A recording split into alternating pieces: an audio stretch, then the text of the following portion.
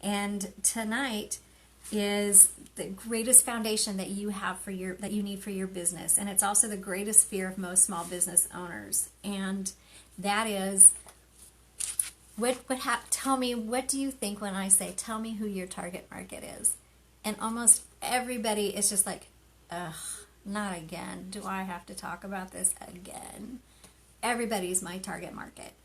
And I get that everywhere.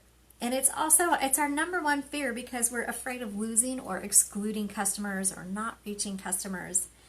But the first thing we need to do to get more customers is exclude some customers. And I know that sounds so counterintuitive, but it really is true.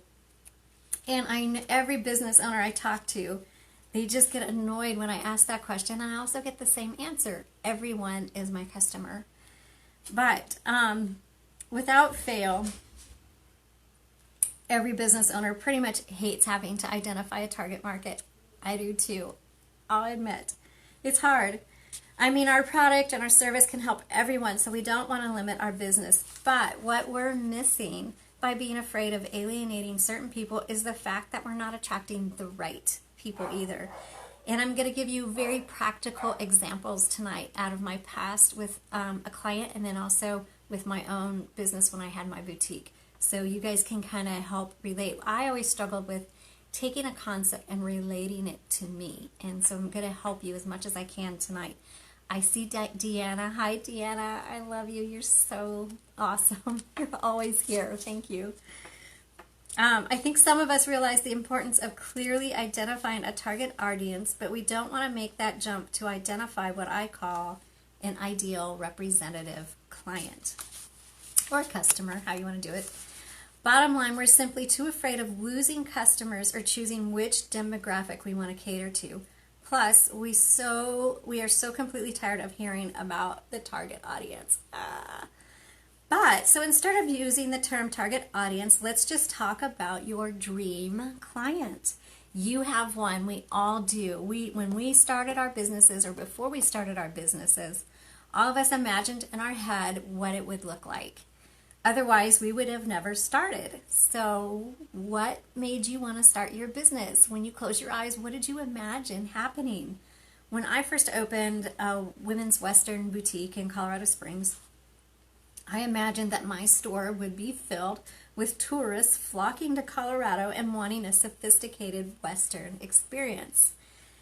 They would want handmade gifts from Colorado artisans and beautiful clothes that gave them an uptown look with a Western vibe. And I imagined moms coming in and shopping with their daughters and walking out with beautiful boots, pretty dresses, fun t-shirts, and hats for memorable selfies. And even so, that idea of an ideal client wasn't enough information for me to be effective in running my business. And I'll explain why here in just a little bit. So additionally, just like every other business I've met, I was too afraid of limiting my reach to potential clients. So I actually forgot about that mother with a daughter as I started my business. And I started trying to reach everybody. And it didn't work. In a way, I was wanting to throw myself out there in general, just kind of been like, hey, I'm here, because I was desperate.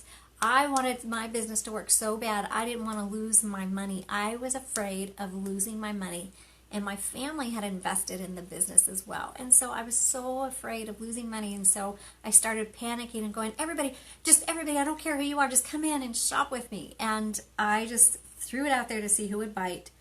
And you know what? It was a terrible marketing strategy. I lost a boatload of money. On the other hand, if you're new in business, like I was, sometimes you kind of need to start there. Maybe you don't know. And I don't recommend doing that. But I'm also saying give yourself a little bit of break. As even with Microbusiness Mentor, I'm having to learn become more narrow in defining my audience. And sometimes that changes, and that's okay. But I don't recommend doing what I did because you waste a lot of time and money. Every day I had advertisers and marketers coming into my shop or calling me or emailing me, promising that their radio, TV, and print ads were just the ticket I needed to see my business boom. But because I didn't have a clear definition of my dream client, dream customer, I tried a little bit of everything. And guess what? It didn't work. I lost a lot of money. It didn't work at all. And I advertised everywhere from, like, at the Broadmoor Hotel, and if you're familiar with Colorado Springs, that's like super high-end, really, cha-ching. And all the way down to Coupon Clipping Magazine. I had honestly completely forgotten about that first client I imagined. But what I figured out later is that she really was my target market, but I needed a little more detail. And what I discovered was the woman that I needed to clearly market to was not just a mom on vacation, but a woman who was in her 40s, independent, working, had disposable income. Her kids were late teens or college age, and she loved to go out with her girlfriends. And you know what? The out-of-town tourists were not my target market at all. And I actually was kind of off on that part. So my target market, she liked to go out with her girlfriends, so she could spend money on herself if she liked something. But she would also drop a few Benjamins for her grown or almost grown daughters. She had money, but she loved a good deal as well. So as it turned out, even though they had cash, my ideal customer had cash to spend, she was much more laid back and I don't know what the word is I'm looking for, but she wouldn't be at the Broadmoor at all. And instead I would find her in networking groups or reading professional magazines because she was in the corporate world. But she would also take time to flip through a reputable coupon magazine. And this was before the days of Instagram and Snapchat. Facebook pages was just starting to roll out, and I was trying it, and I actually had like over 6,000 people on my page, which was a gold mine, but I didn't know it because I didn't know what to do with it. I didn't have anybody telling me what does Facebook pages do. I didn't know what to do with it. But email was the key for my business, and if I had been smart, I would have ran like ads at nightclubs because that's where she was. That would have been my best bet instead of like a radio ad or something like that.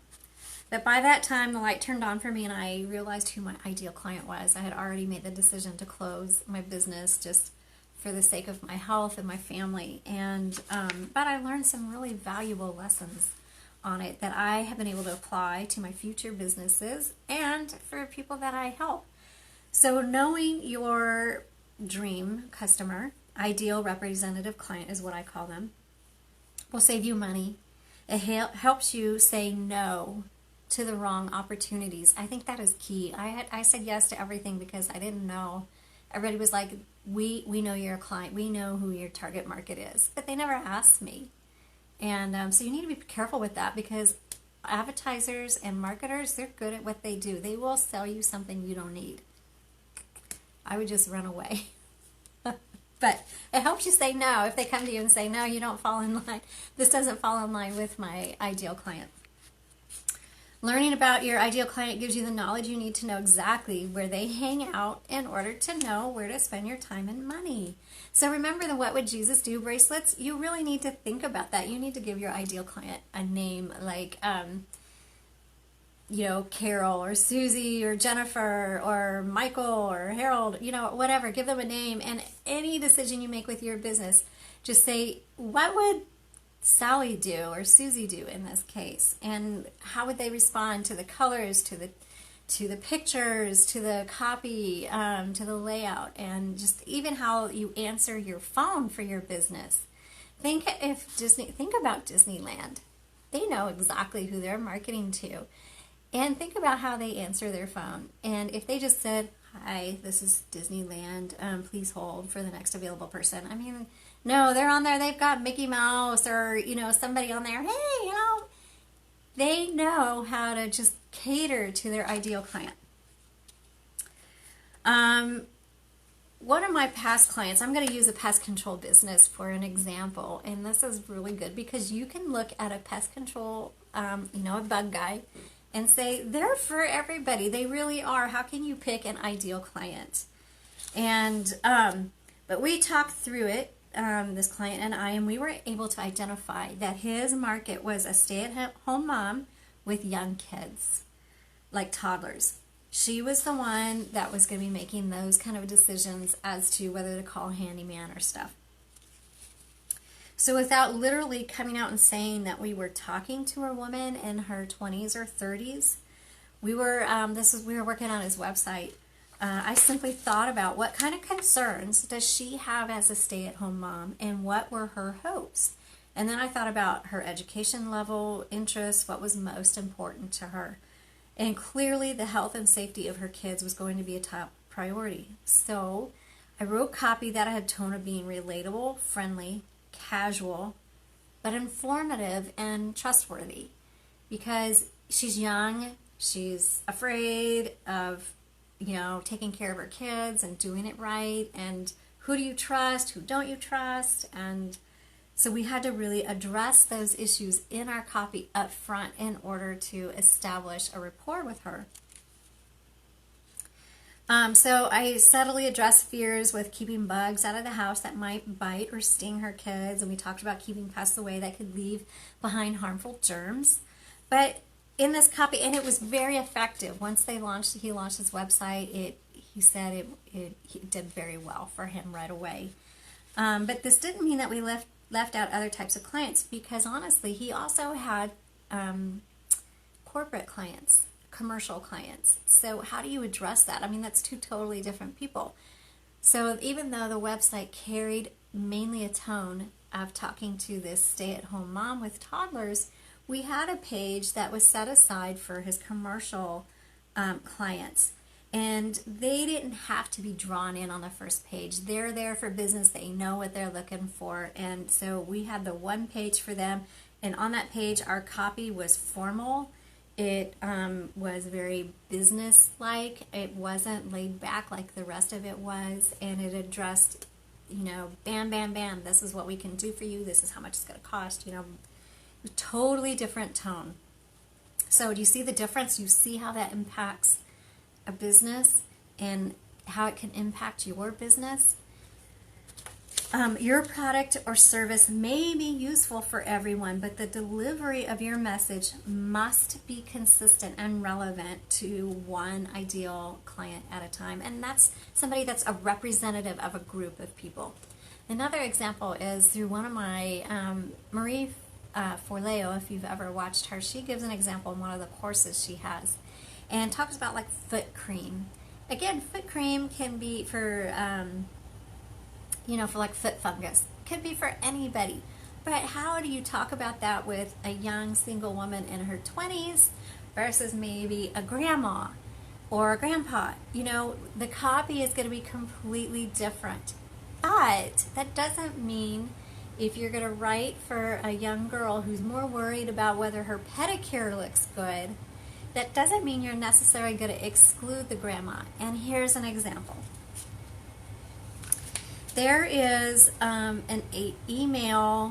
daily e-news blast that goes out via email every morning. And it's called The Hustle. And their target market is clearly a professional millennial male. He's educated, clever, urban, and definitely up on the latest trends and pop cultures, and he's socially conscious. I am nowhere near that target market, but I am one of their subscribers. And I'm fully aware that I am not their target market in any way, shape, or form. But I know exactly what to expect from them. And that's what it does when you market and when you brand your business to a specific ideal client. You are setting clear expectations so that there's less disappointment. Maybe you won't get a bad review. I mean, let's say you're a restaurant and you have pictures of a family with little kids and they walk in there, but there's a bar and there's smoke, and you are going to get bad reviews because they're like, oh my gosh, my kids are, inhaling cigarette smoke, because you weren't clear. You may have sought out this expectation that this is what happened. And so that's really, again, I just want to say that that's the whole point of your ideal representative client is you know who you're talking to, but it establishes clear expectation. And it leads to less complaints or poor reviews because you have set up subconsciously a clear expectation of who you are. If you are, and I talked about the restaurant, today I read a study that says 63% of mompreneurs say they struggle to find new customers. Knowing your ideal representative client can help. And there's a wealth of information out there that can tell you where your ideal client likes to hang out. Facebook collects information on everybody, and you can get a lot of information from Facebook. You can find out where they shop, their interests and hobbies, how they spend their money, where they network. But you can also contact maybe your top, if you are already in business and you already have some clients that are like your raving fans, ask them questions. And I actually have a worksheet that has a list of questions that you can ask them, and you can find out and get their permission. Hey, do you mind if I ask you about this? And you can go through and find out about them, and then you can go to those places where they're at and start marketing to them there. And so let's go back to the pest control company. Since he knows that his primary ideal client is a stay-at-home mom with kids, well, he could look at Facebook groups with moms. You know, in Colorado Springs they have North Mamas or South Mamas. It was something like that. And so maybe his wife or somebody who works with him can join that group and just listen to the conversations and learn. And if something comes up like, hey, I think my kid got a bug bite, what do I do? And then you don't advertise there, but you could just say, hey, here's a tip, I know what to do. And by the way, we also have a company, pest control company, if you need anything.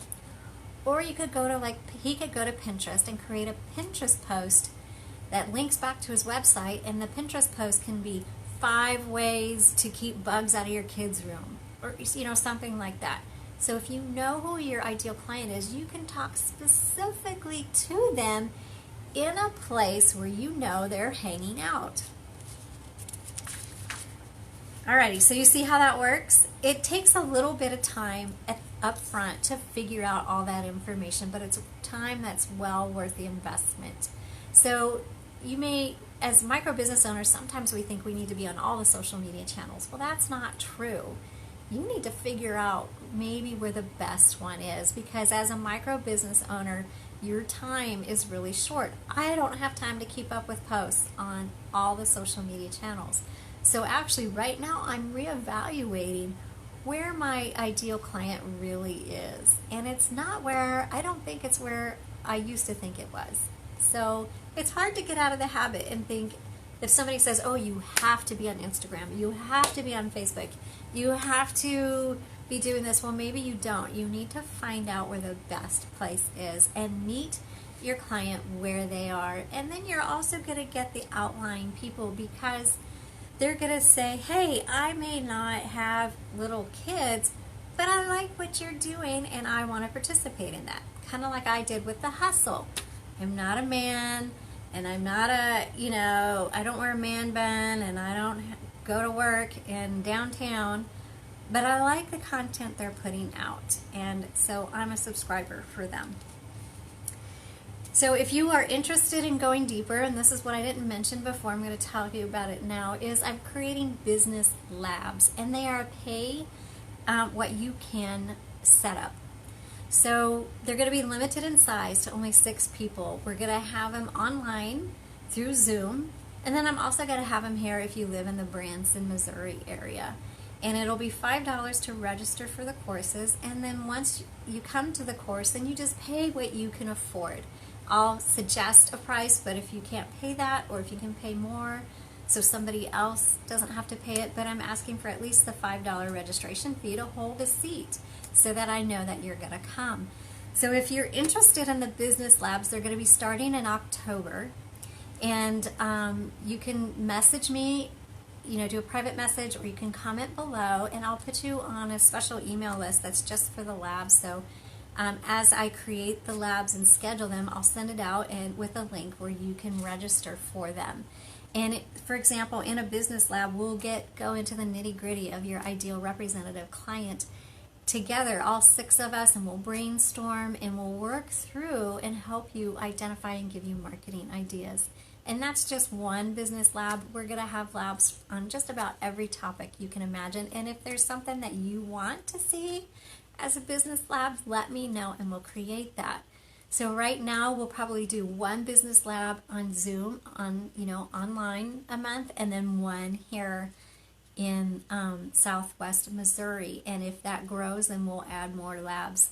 But I'm hoping this is helpful, and if you know anybody who is a small or micro business owner that you think could really use some free and helpful tools or pay what you can tools, send them my way. And be sure to sign up for my email list that goes out every Sunday afternoon. So thanks for watching. Thanks, Deanna. I love you so much. And know that I am praying for everybody that follows me and everybody that is on my email list. I go through and I'm praying for you and for your business. So have a great evening. I hope you enjoy the last few hours of your Labor Day, and may your week be blessed. Bye.